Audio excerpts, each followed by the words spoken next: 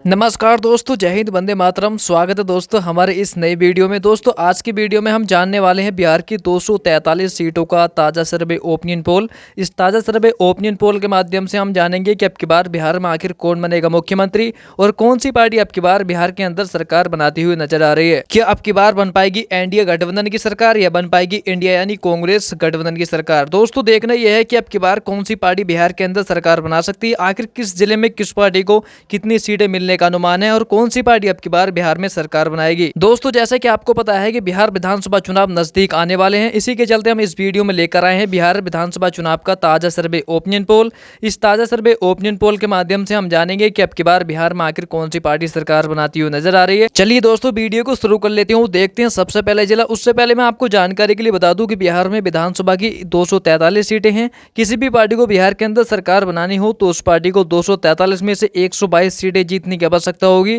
जिस पार्टी के पास 122 सीटें होंगी वही पार्टी अब की बार बिहार में सरकार बनाएगी। तो दोस्तों आपको क्या लगता है कि अब की बार बिहार में आखिर कौन सी पार्टी सरकार बना सकती है, कमेंट करके जरूर बताएं, क्योंकि जनता की राय लोकतंत्र को मजबूत बनाने के लिए महत्वपूर्ण होती है। दोस्तों देखते हैं कि अब की बार बिहार में आखिर कौन सी पार्टी सरकार बनाएगी, आखिर किस पार्टी को झटका लगता हुआ नजर आ रहा है और कौन सी पार्टी को अब की बार फायदा मिलता हुआ नजर आ रहा है। चलिए दोस्तों वीडियो को शुरू कर लेते हूँ, देखते हैं सबसे पहले जिला। उससे पहले दोस्तों वीडियो को लाइक नहीं किया तो वीडियो को लाइक और चैनल को सब्सक्राइब जरूर कर लें, क्योंकि आने वाली वीडियो आप तक जल्दी ही पहुंच सके। चलिए दोस्तों बात करते हैं सबसे पहले वैशाली जिले की। तो वैशाली जिले में विधानसभा की कुल 8 सीटें हैं, जिसमें से आप दे सकते हैं यहाँ पर एनडीए गठबंधन के खाते में 6 विधानसभा सीट यहाँ पर जाती हुई नजर आ रही है, जबकि कांग्रेस गठबंधन के खाते में 2 विधानसभा सीट यहाँ पर जाती हुई नजर आ रही है और अन्ना दल के खाते में कोई सीट नहीं। यानी कि हम कह सकते हैं यहाँ पर वैशाली जिले की विधानसभा की 8 सीटों में से एनडीए अर्थात बीजेपी को काफी फायदा मिलता हुआ नजर आ रहा है और कांग्रेस गठबंधन को यहाँ पर काफी नुकसान का सामना देखना पड़ सकता है। दोस्तों इसी के साथ हम बात करते हैं मधुबनी जिले की। तो मधुबनी जिले में विधानसभा की कुल 10 सीटें हैं, जिसमें से आप दे सकते हैं यहाँ पर एनडीए गठबंधन के खाते में 6 सीट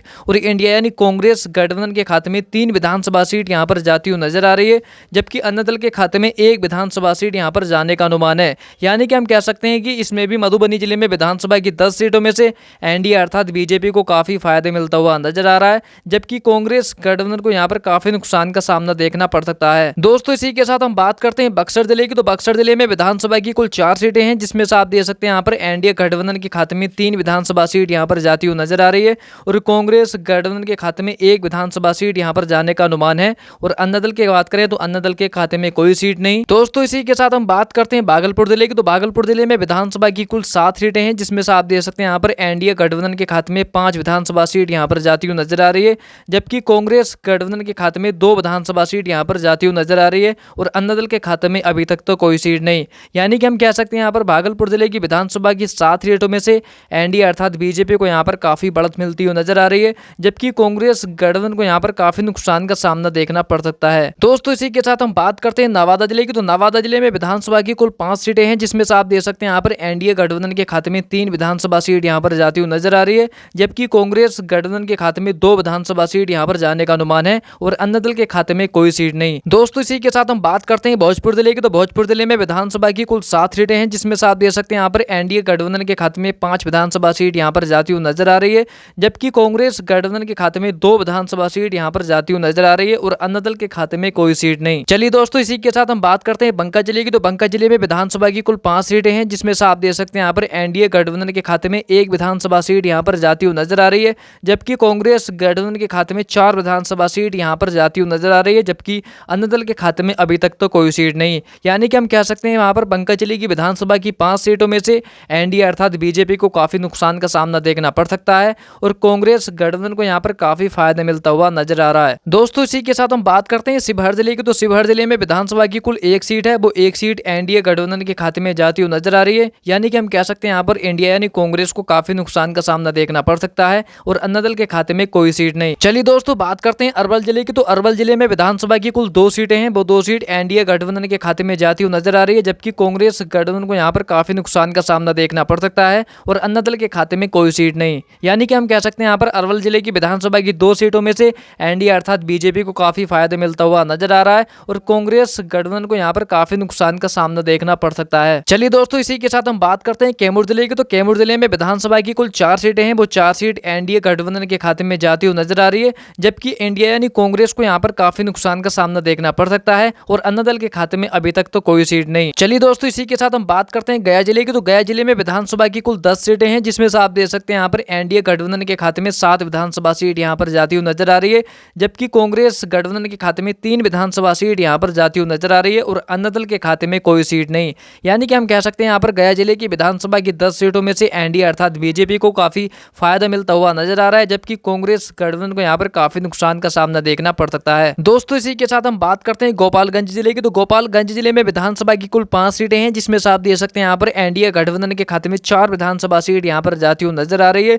जबकि कांग्रेस गठबंधन के खाते में 1 विधानसभा सीट यहाँ पर जाती हुई नजर आ रही है और अन्य दल के खाते में कोई सीट नहीं। चलिए दोस्तों, बात करते हैं किशनगंज जिले की। तो किशनगंज जिले में विधानसभा की कुल 4 सीटें हैं, जिसमें से आप देख सकते हैं यहाँ पर एनडीए गठबंधन के खाते में 2 विधानसभा सीट यहाँ पर जाती हुई नजर आ रही है, जबकि कांग्रेस गठबंधन के खाते में 2 विधानसभा सीट यहाँ पर भी जाने का अनुमान है और अन्य दल के खाते में कोई सीट नहीं। यानी कि हम कह सकते हैं यहाँ पर किशनगंज जिले की विधानसभा की 4 सीटों में से यहाँ पर एनडीए अर्थात बीजेपी और कांग्रेस गठबंधन के बीच यानी कि दोनों की टक्कर यहाँ पर बराबर देखने को मिल सकती है। दोस्तों, जैसे कि आप देख सकते हैं कि अभी तक हम जान चुके हैं बिहार की 243 सीटों में से 72 सीटों का ताजा सर्वे ओपिनियन पोल, जिसमें से आप देख सकते हैं यहाँ पर एनडीए गठबंधन के खाते में 49 विधानसभा सीट यहाँ पर जाती हुई नजर आ रही है, जबकि इंडिया यानी कांग्रेस गठबंधन के खाते में 22 विधानसभा सीट यहाँ पर जाती हुई नजर आ रही है और अन्य दल के खाते में 1 विधानसभा सीट यहाँ पर जाने का अनुमान है। दोस्तों, पूरी वीडियो में अवश्य बने रहें, आपको इस वीडियो में पता चलने वाला है आखिर कौन बनेगा बिहार का अगला मुख्यमंत्री और कौन सी पार्टी अब की बार बिहार में सरकार बनाती हुई नजर आ रही है। इसी के साथ हम बात करते हैं जमुई जिले की। तो जमुई जिले में विधानसभा की कुल 4 सीटें हैं, जिसमें से आप देख सकते हैं यहाँ पर एनडीए गठबंधन के खाते में 3 विधानसभा सीट यहाँ पर जाती हुई नजर आ रही है, जबकि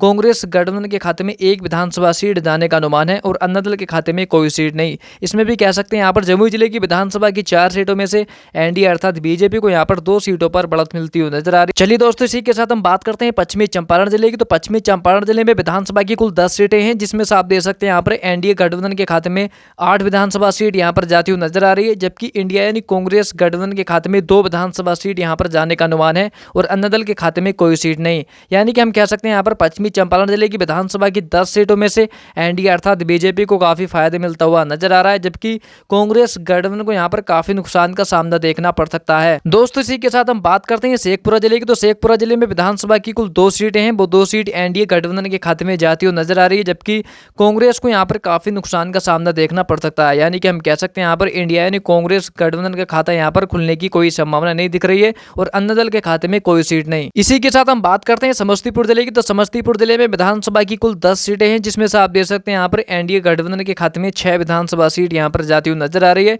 और इंडिया यानी कांग्रेस गठबंधन के खाते में 3 विधानसभा सीट जाती हुई नजर आ रही है और अन्य दल के खाते में 1 विधानसभा सीट यहाँ पर जाने का अनुमान है। इसमें भी हम देख सकते हैं यहाँ पर समस्तीपुर जिले की विधानसभा की 10 सीटों में से एनडीए अर्थात बीजेपी को काफी फायदा मिलता हुआ नजर आ रहा है, जबकि कांग्रेस को यहाँ पर काफी नुकसान का सामना देखना पड़ सकता है। चलिए दोस्तों, इसी के साथ हम बात करते हैं जहानाबाद जिले की। तो जहानाबाद जिले में विधानसभा की कुल 3 सीटें हैं, जिसमें से आप देख सकते हैं यहाँ पर एनडीए गठबंधन के खाते में 3 विधानसभा सीट यहाँ पर जाती हुई नजर आ रही है और कांग्रेस गठबंधन का खाता यहाँ पर खुलने की कोई संभावना नहीं दिख रही है और अन्य दल के खाते में कोई सीट नहीं। चलिए दोस्तों, इसी के साथ हम बात करते हैं सीवान जिले की। तो सीवान जिले में विधानसभा की कुल 8 सीटें हैं, जिसमें से आप देख सकते हैं यहाँ पर एनडीए गठबंधन के खाते में 4 विधानसभा सीट यहाँ पर जाती हुई नजर आ रही है और इसी के साथ साथ इंडिया यानी कांग्रेस गठबंधन के खाते में भी 4 विधानसभा सीट यहाँ पर जाने का अनुमान है और अन्य दल के खाते में कोई सीट नहीं। यानी कि हम कह सकते हैं यहाँ पर सीवान जिले की विधानसभा की 8 सीटों में से एनडीए अर्थात बीजेपी और कांग्रेस गठबंधन के बीच यानी कि दोनों की टक्कर यहाँ पर बराबर देखने को मिल सकती है। चलिए दोस्तों, इसी के साथ हम बात करते हैं सारण जिले की। तो सारण जिले में विधानसभा की कुल 10 सीटें हैं, जिसमें से आप देख सकते हैं यहाँ पर एनडीए गठबंधन के खाते में 7 विधानसभा सीट यहाँ पर जाती हुई नजर आ रही है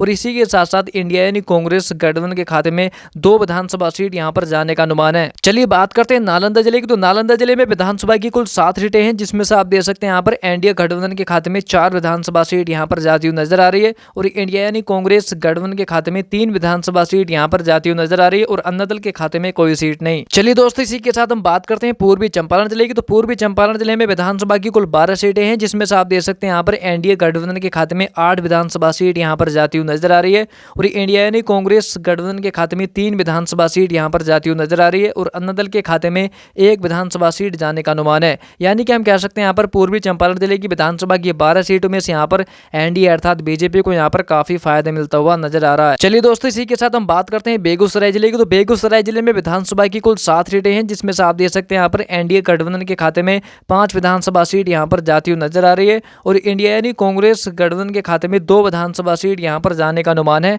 और अन्य दल के खाते में कोई सीट नहीं। दोस्तों इसी के साथ हम बात करते हैं सुपौल जिले की। तो सुपौल जिले में विधानसभा की कुल 5 सीटें हैं, जिसमें से आप देख सकते हैं यहाँ पर एनडीए गठबंधन के खाते में 3 विधानसभा सीट यहाँ पर जाती हुई नजर आ रही है और इंडिया यानी कांग्रेस गठबंधन के खाते में 2 विधानसभा सीट यहाँ पर जाती हुई नजर आ रही है और अन्य दल के खाते में कोई सीट नहीं। यानी कि हम कह सकते हैं यहाँ पर सुपौल जिले की विधानसभा की 5 सीटों में से एनडीए अर्थात बीजेपी को यहाँ पर 1 सीट पर बढ़त मिलती हुई नजर आ रही है। चलिए दोस्तों इसी के साथ हम बात करते हैं मधेपुरा जिले की। तो मधेपुरा जिले में विधानसभा की कुल 4 सीटें हैं, जिसमें से आप देख सकते हैं यहाँ पर एनडीए गठबंधन के खाते में 3 विधानसभा सीट यहाँ पर जाती हुई नजर आ रही है और कांग्रेस गठबंधन के खाते में 1 विधानसभा सीट जाने का अनुमान है और अन्य दल के खाते में कोई सीट नहीं। चलिए दोस्तों बात करते हैं औरंगाबाद जिले की। तो औरंगाबाद जिले में विधानसभा की कुल 6 सीटें हैं, जिसमें से आप देख सकते हैं यहाँ पर एनडीए गठबंधन के खाते में 3 विधानसभा सीट यहाँ पर जाती हुई नजर आ रही है, जबकि कांग्रेस गठबंधन के खाते में भी 3 विधानसभा सीट जाने का अनुमान है और अन्य दल के खाते में कोई सीट नहीं। यानी कि हम कह सकते हैं यहाँ पर औरंगाबाद जिले की विधानसभा की 6 सीटों में से एनडीए अर्थात बीजेपी और कांग्रेस गठबंधन के बीच यानी कि दोनों की टक्कर यहाँ पर बराबर देखने को मिल सकती है। दोस्तों इसी के साथ हम बात करते हैं आरए जिले की। तो आरए जिले में विधानसभा की कुल 6 सीटें हैं, जिसमें से आप देख सकते हैं यहाँ पर एनडीए गठबंधन के खाते में 4 विधानसभा सीट यहाँ पर जाती हुई नजर आ रही है, जबकि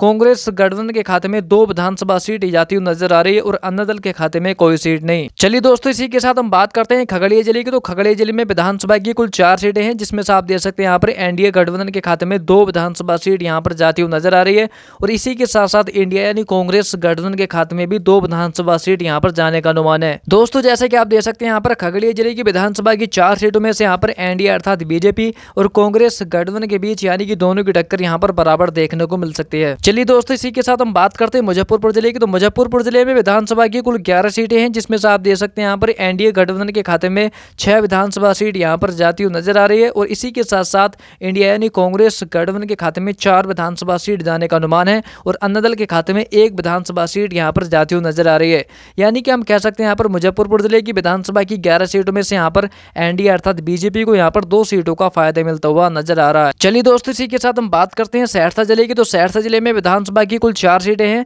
जिसमें से आप देख सकते हैं यहाँ पर एनडीए गठबंधन के खाते में 2 विधानसभा सीट यहाँ पर जाती हुई नजर आ रही है और इंडिया यानी कांग्रेस गठबंधन के खाते में 2 विधानसभा सीट जाती हुई नजर आ रही है और अन्य दल के खाते में कोई सीट नहीं। यानी कि हम कह सकते हैं यहाँ पर सहरसा जिले की विधानसभा की 4 सीटों में से एनडीए अर्थात बीजेपी और कांग्रेस गठबंधन के बीच यानी कि दोनों की टक्कर यहाँ पर बराबर देखने को मिल सकती है। इसी के साथ हम बात करते हैं कटिहार जिले की। तो कटिहार जिले में विधानसभा की कुल 7 सीटें हैं, जिसमें से आप देख सकते हैं यहाँ पर एनडीए गठबंधन के खाते में 4 विधानसभा सीट यहाँ पर जाती हुई नजर आ रही है, जबकि इंडिया यानी कांग्रेस गठबंधन के खाते में 3 विधानसभा सीट यहाँ पर भी जाने का अनुमान है और अन्य दल के खाते में कोई सीट नहीं। यानी कि हम कह सकते हैं यहाँ पर कटिहार जिले की विधानसभा की 7 सीटों में से एनडीए अर्थात बीजेपी को यहाँ पर भी 1 सीट पर बढ़त मिलती हुई नजर आ रही है। दोस्तों इसी के साथ हम बात करते हैं सीतामढ़ी जिले की। तो सीतामढ़ी जिले में विधानसभा की कुल 8 सीटें हैं, जिसमें से आप देख सकते हैं यहाँ पर एनडीए अर्थात बीजेपी के खाते में 5 विधानसभा सीट यहाँ पर जाती हुई नजर आ रही है और इंडिया यानी कांग्रेस गठबंधन के खाते में 3 विधानसभा सीट यहाँ पर भी जाने का अनुमान है और अन्य दल के खाते में कोई सीट नहीं। इसी के साथ हम बात करते हैं दरभंगा जिले की। तो दरभंगा जिले में विधानसभा की कुल 10 सीटें हैं, जिसमें से आप देख सकते हैं यहाँ पर एनडीए गठबंधन के खाते में 6 विधानसभा सीट यहाँ पर जाती हुई नजर आ रही है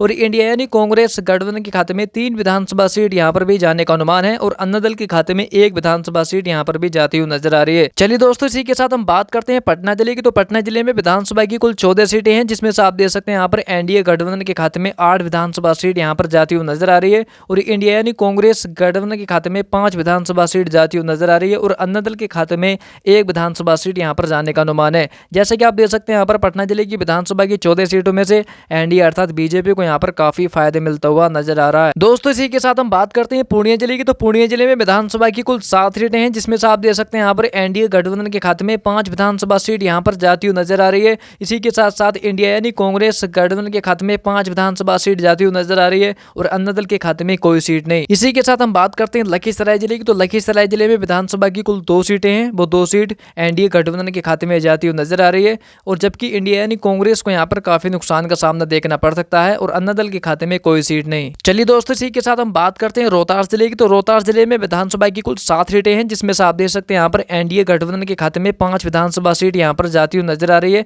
और इंडिया यानी कांग्रेस गठबंधन के खाते में 2 विधानसभा सीट यहाँ पर जाने का अनुमान है और अन्य दल के खाते में कोई सीट नहीं। इसी के साथ हम बात करते हैं मुंगेर जिले की। तो मुंगेर जिले में विधानसभा की कुल 3 सीटें हैं, जिसमें से आप देख सकते हैं यहाँ पर एनडीए गठबंधन के खाते में 2 विधानसभा सीट यहाँ पर जाती हुई नजर आ रही है और इंडिया यानी कांग्रेस गठबंधन के खाते में 1 विधानसभा सीट यहाँ पर जाती हुई नजर आ रही है और अन्ना दल के खाते में कोई सीट नहीं। यानी कि हम कह सकते हैं यहाँ पर मुंगेर जिले की विधानसभा की 3 सीटों में से यहाँ पर एनडीए अर्थात बीजेपी को यहाँ पर एक सीट पर फायदा मिलता हुआ नजर आ रहा है। दोस्तों जैसे कि आप देख सकते हैं कि हम जान चुके हैं बिहार की 243 सीटों का ताजा सर्वे ओपिनियन पोल, जिसमें से आप देख सकते हैं यहाँ पर एनडीए गठबंधन के खाते में 159 सीटें जाती हुई नजर आ रही है और इंडिया यानी कांग्रेस गठबंधन के खाते में 77 विधानसभा सीट यहाँ पर जाती हुई नजर आ रही है और अन्ना दल के खाते में 7 विधानसभा सीट यहाँ पर जाने का अनुमान है। दोस्तों मैंने आपको पहले ही बता दिया था कि बिहार के अंदर विधानसभा की 243 सीटें हैं। किसी भी पार्टी को बिहार के अंदर सरकार बनानी हो तो उस पार्टी को 243 में से 122 सीटें जीतने की आवश्यकता होगी। जिस पार्टी के पास 122 सीटें होंगी